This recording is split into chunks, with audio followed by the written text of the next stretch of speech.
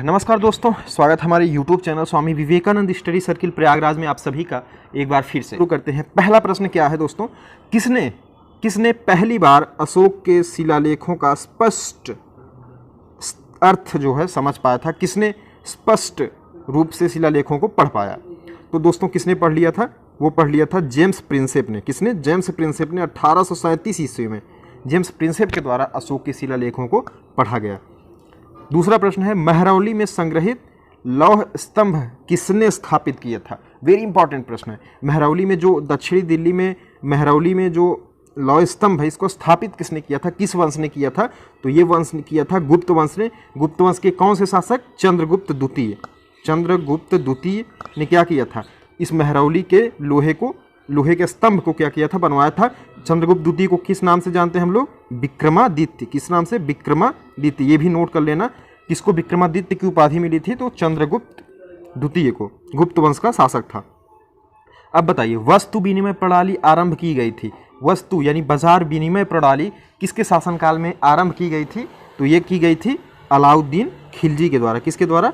अलाउद्दीन खिलजी के द्वारा ये व्यवस्था शुरू की गई थी वस्तु विनिमय प्रणाली को। और इसकी देख रेख करने के लिए क्या एक अधिकारी नियुक्त किया गया था। उसका नाम क्या था? दीवान ए रियासत। क्या नाम था? दीवान ए रियासत नाम से अधिकारी का पोस्ट था। उस पर वस्तु विनिमय प्रणाली के देख रेख को अधिकारी जो करता था, और अलाउद्दीन खिलजी के द्वारा इसकी शुरुआत की गई थी। आइए है ये आर्य समाज की स्थापना किसके द्वारा की गई? आर्य समाज की स्थापना किसके द्वारा की गई? तो ये अभी हाल ही में पूछा गया प्रश्न है ये, तो इसको जरूर आप याद रखिए क्योंकि आ सकता है, कंफर्म है। स्वामी दयानंद सरस्वती जी के द्वारा। किसके द्वारा? स्वामी दयानंद सरस्वती जी के द्वारा क्या किया गया था? आर्य समाज की स्थापना की गई थी। अगर एक चीज़ और नोट करना दोस्तों, ब्रह्म समाज ये सब सारी चीज़ें नोट कर लो आप। ब्रह्म समाज की स्थापना किसने की थी?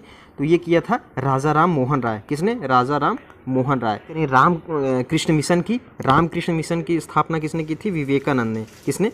विवेकानंद ने। तो ये इंपॉर्टेंट प्रश्न है, इसको याद रखिए। स्वामी दयानंद सरस्वती जी के द्वारा क्या किया गया था? आर्य समाज की स्थापना की गई। अगला प्रश्न देखते हैं, द इंडियन स्ट्रगल पुस्तक किसने लिखी थी? द इंडियन स्ट्रगल ये लिखा गया था किसके द्वारा? सुभाष चंद्र बोस जी के द्वारा द इंडियन स्ट्रगल पुस्तक लिखी गई थी। लाला लाजपत राय के द्वारा एक पुस्तक लिखी गई थी, वेरी इंपॉर्टेंट पुस्तक है, उसको जरूर याद कीजिए। उसका नाम क्या है? Unhappy India. कौन सा नाम है? Unhappy India. किसके द्वारा लिखा गया? ये लाला लाजपत राय के द्वारा, अनहैप्पी इंडिया। और जयप्रकाश नारायण जी के द्वारा क्या लिखा गया था? Towards struggle. क्या? Towards struggle. नोट कर लेना इन सारे प्रश्नों को, बहुत इंपॉर्टेंट प्रश्न है। अगली बात करेंगे, फॉरवर्ड ब्लॉक की स्थापना कब हुई? फॉरवर्ड ब्लॉक की स्थापना किसने की थी? सबसे पहले यही देख लेते हैं। तो फॉरवर्ड ब्लॉक की स्थापना की थी सुभाष चंद्र बोस ने। किसने? सुभाष चंद्र बोस जी ने। जब इनको दूसरी बार कांग्रेस का अध्यक्ष चुना गया और उसके बाद कुछ विवादों के कारण इन्होंने क्या किया? कांग्रेस पद को त्याग दिया और फॉरवर्ड ब्लॉक की स्थापना की 1939 ईस्वी में। कब? 1939 ईस्वी में सुभाष चंद्र बोस जी के द्वारा क्या किया गया था? फॉरवर्ड ब्लॉक की स्थापना की गई थी। अगला प्रश्न हम लोग देखेंगे, सर्वोत्तम न्यायालय का गठन यानी जो सुप्रीम कोर्ट है, इसका गठन कब किया गया? तो इसका गठन किया गया 74 ईस्वी में। कब? 1974 ईस्वी में। और 1773 ईस्वी के रेगुलेटिंग एक्ट में ये जो सर्वोत्तम न्यायालय है वो भारत आया था रेगुलेटिंग एक्ट में। और 1774 ईस्वी में इसका क्या किया गया? गठन किया गया। एक मुख्य न्यायाधीश आए थे इसमें।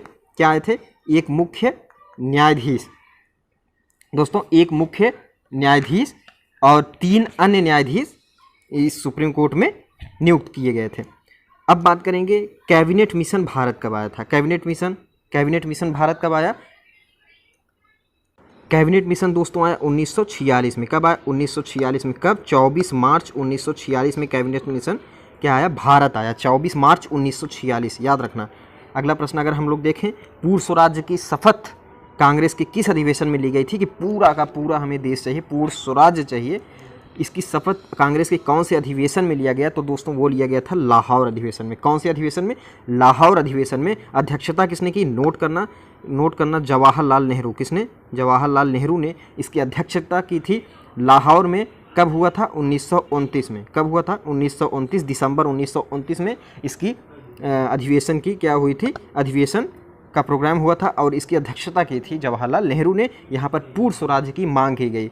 अगला हम लोग देखेंगे, जियोग्राफी से वेरी इंपॉर्टेंट प्रश्न है दोस्तों, हुडरू जलप्रपात किस नदी पर है? हुडरू जलप्रपात किस नदी पर है? तो सीधे नोट कर लेना किस नदी पर? स्वर्ण रेखा। किस नदी पर? स्वर्ण रेखा। कहाँ पर है दोस्तों? नोट करना, झारखंड में। कहाँ पर? झारखंड में हुडरू जलप्रपात जो है स्थित है। दोस्तों ये सब सारे प्रश्न बहुत इंपॉर्टेंट है, इसको बिल्कुल अच्छे से आप रट लीजिए, अच्छे से ध्यान रखिए, क्योंकि एग्ज़ाम में कंफर्म आ सकते हैं।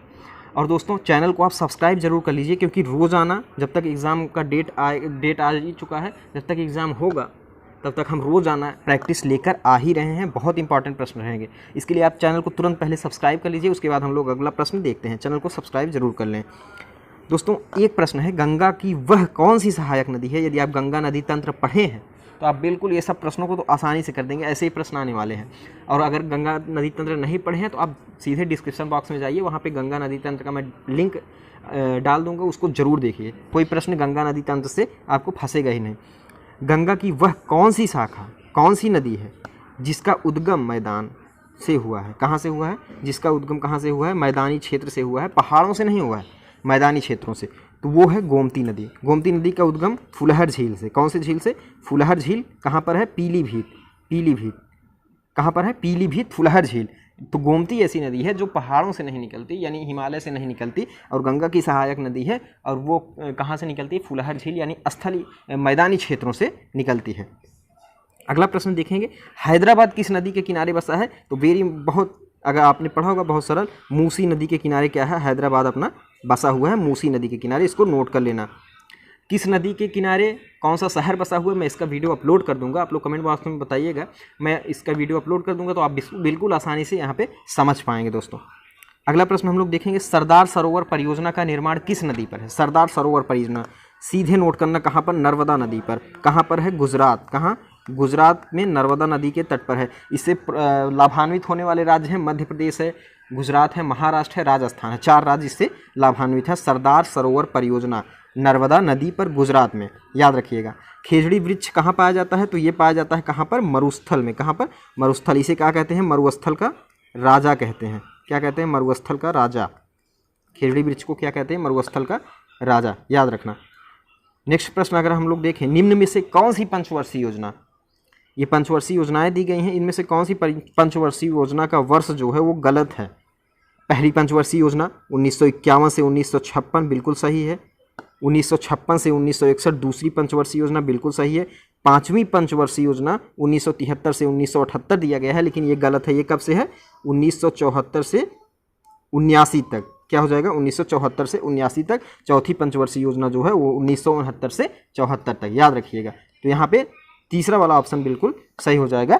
ये जो है सही मिलान नहीं है, 1974 से 1979 तक होगा। अब बताइए, वर्तमान में नीति आयोग के कार्यकारी अध्यक्ष यानी सीईओ कौन? सीईओ कौन है? डॉक्टर राजीव कुमार, या फिर अमिताभ कांत, या फिर प्रोफेसर रमेश चंद, या वीके श्रीवास्तव? दोस्तों सीईओ की बात अगर हम करें, दोस्तों नीति आयोग की स्थापना कब हुई? नीति आयोग की स्थापना कब हुई थी? आखिर आप लोग बता दीजिए। इसके अध्यक्ष कौन है, इसकी स्थापना, इसकी सीईओ, ये सब सारी चीज़ें आप याद रखिए, क्योंकि एग्जाम में ये पूछा जा सकता है। सबसे पहले स्थापना देखेंगे। स्थापना हुई थी 1 जनवरी 2015 को। कब? 1 जनवरी 2015 को इसकी स्थापना की गई। योजना आयोग के स्थान पर नीति आयोग, नया आयोग बनाया गया। इसके अध्यक्ष कौन होते हैं? तो देश के प्रधानमंत्री होते हैं। तो इस समय कौन है इसके अध्यक्ष? नरेंद्र मोदी। देश के प्रधानमंत्री नीति आयोग के क्या होते हैं? अध्यक्ष होते हैं। और अगर हम बात करें किस चीज़ की, अगर हम बात करें इसके उपाध्यक्ष की, तो उपाध्यक्ष भी नोट करना दोस्तों, वो कौन है? वो है राजीव कुमार। राजीव कुमार क्या हैं? उपाध्यक्ष हैं। किस चीज़ के? नीति आयोग के। और अमिताभ कांत जी क्या हैं? ये सीईओ हैं। क्या हैं? सीईओ हैं, मुख्य कार्यकारी अधिकारी हैं श्री अमिताभ कांत जी।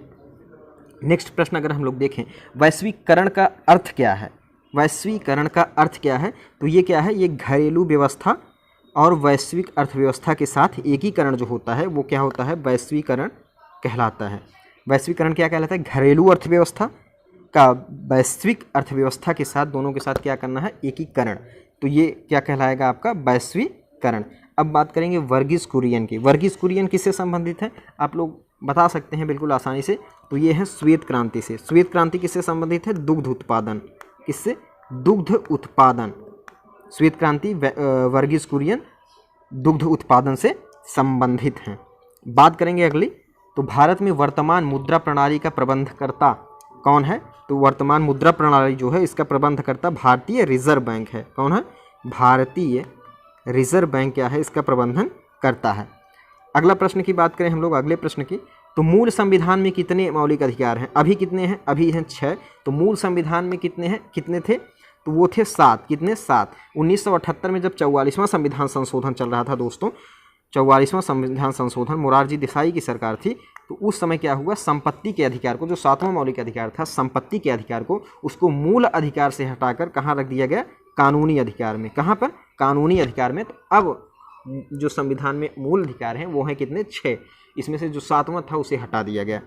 और मूल संविधान में अगर बात करेगा तो 7 मौलिक अधिकार थे। अब बताइए, भाषाई आधार पर गठित होने वाला पहला राज्य, यानी भाषा के आधार पर जो राज्य बनाए जा रहे थे, इसमें पहला राज्य कौन सा था? इसको आपको बताना है। तो पहला राज्य था आंध्र प्रदेश 1953 में। कब? 1953 में आंध्र प्रदेश जो है पहला राज्य भाषाई आधार पर गठित होने वाला है।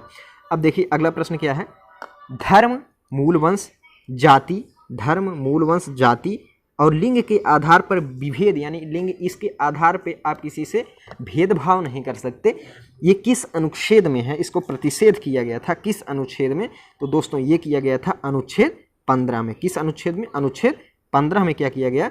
धर्म, मूल वंश, जाति, लिंग के आधार पर विभेद को क्या किया गया? प्रतिषेध किया गया अनुच्छेद 15 के अंतर्गत। तो मेरे दोस्तों ये जीएस के बहुत इंपॉर्टेंट प्रश्न थे। मैं जल्द ही दूसरा वीडियो लेकर आऊँगा। हिंदी का भी आपको प्रैक्टिस सेट लगातार मिलता रहेगा। आप लोग दोस्तों चैनल को सब्सक्राइब कर लीजिए, ताकि जैसे ही मैं वीडियो अपलोड करूँ उसके बाद तुरंत आपको नोटिफिकेशन मिल जाए। और वीडियो को लाइक करिएगा। और दोस्तों मैं जल्द ही जो है एक नया बैच स्टार्ट करने वाला हूँ, मैं उसकी इन्फॉर्मेशन आपको ज़रूर दूंगा। आप लोग हमसे ज्वाइन हो जाइए चैनल के सब्सक्राइब करके, ताकि आपको सारे के सारे जो एग्ज़ाम है उससे रिलेटेड मैटर आपको मिलता रहे। बहुत बहुत धन्यवाद आप सभी का।